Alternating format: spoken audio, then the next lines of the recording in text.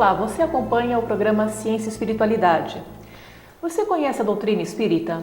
Para conhecer e ajudar um pouco mais a divulgação, participe do Clube Amigos da Boa Nova. O telefone para mais informações é 0800 12 18 38. No nosso programa de hoje estamos com o Dr. Flávio Cosentino, ele é pediatra e está falando hoje sobre a visão espiritual do câncer. Bom, doutor Flávio, nós falamos um pouquinho, no bloco anterior dos processos, que a pessoa passa durante, quando recebe a notícia, de que está com um câncer. Bom, a revolta, como a gente citou no bloco anterior, ela é presente, ninguém aceita isso tranquilamente. No entanto, nos é passado por ensinamentos, ensinamentos espíritas, que nós podemos escolher essa doença no nosso planejamento reencarnatório. Logicamente tem uma negação depois, não é possível que eu tenha escolhido isso, Como que você trabalha essa questão com seus pacientes e colegas de trabalho? Começar que as possibilidades são infinitas, Tanto como já foi dito, uma programação reencarnatória anterior, como algum problema atual. E muitos acabam, em verdade, pedindo para poder ter o câncer. Qual que é a principal explicação que nós temos?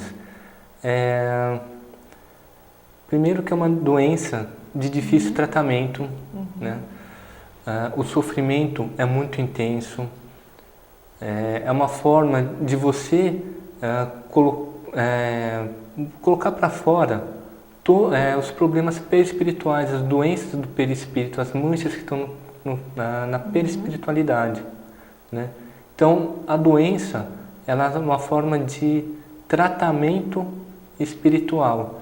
E muitos espíritos acabam escolhendo o câncer para poder ter o sofrimento, para poder sentir a dor, poder limpar o perispírito e futuramente, numa próxima encarnação, poder ajudar aqueles que escolhem esse caminho de cura, através da dor e da doença. Então, muitos acabam pedindo esse auxílio, essa doença. Só que tem o esquecimento durante a reencarnação. E elas esquecem que elas pediram essa doença e tanto é que elas se revoltam, elas negam, elas se revoltam, depois aceitam e quando estão na fase terminal, nas doenças, nos cânceres mais avançados, elas já têm um linguajar diferente. É muito difícil também você tratar isso para um outro médico que não seja espírita. Como é que ele vai entender isso? Ele está vendo um paciente, muitas vezes, que para ele é o fim. Certo. E é claro que quando é um médico espírita, isso facilita porque ele vai pedir ajuda em como abordar isso com o paciente. Porque se o paciente for espírita, ajuda bastante, Você tem as parábolas de Jesus, os trabalhadores da última hora, Você pode, através de Jesus, consolar o paciente. Eu acredito que o médico espírita ele leva uma vantagem, porque o paciente está carente, ele fica carente, ele se sente muito sozinho. E a possibilidade de ter alguém para conversar sobre a continuidade dessa vida, a continuidade do espírito, eu acho que ajuda a abrandar bem os sentimentos negativos. Esse é um ponto que você citou muito importante, A facilidade que o espírita... É claro que o médico espírita ele não pode ficar parado. Ele tem que abrir as portas, porque ele está com um paciente que está procurando auxílio. Tanto uma consolação para o corpo físico, pela dor, como uma consolação espiritual. E o médico espírita, ele tem essa responsabilidade, porque ele tem esse conhecimento. É claro, aí ele vai precisar ter a experiência de poder tratar o paciente. Se ele for um paciente espírita, a conversação fica mais fácil.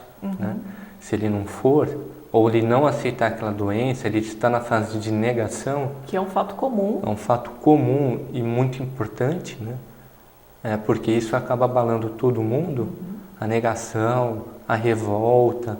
Se ele passar para o paciente que nem tudo está perdido, se ele traz uma palavra de consolação, essa relação médico-paciente se aflora, né?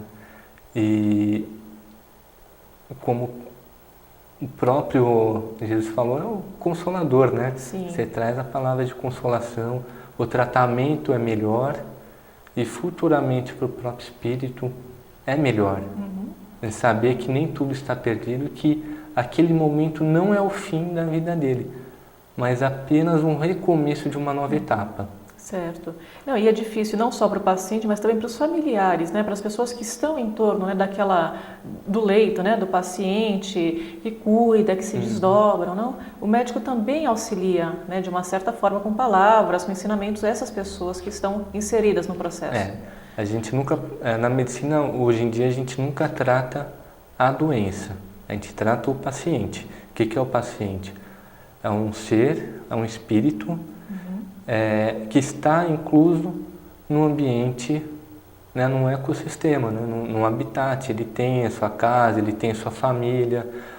A relação muda entre alguns familiares, ainda mais na família, que você tem amigos por simpatia, mas você também tem aqueles antigos adversários, né, que naquele momento de dor acabam se comovendo.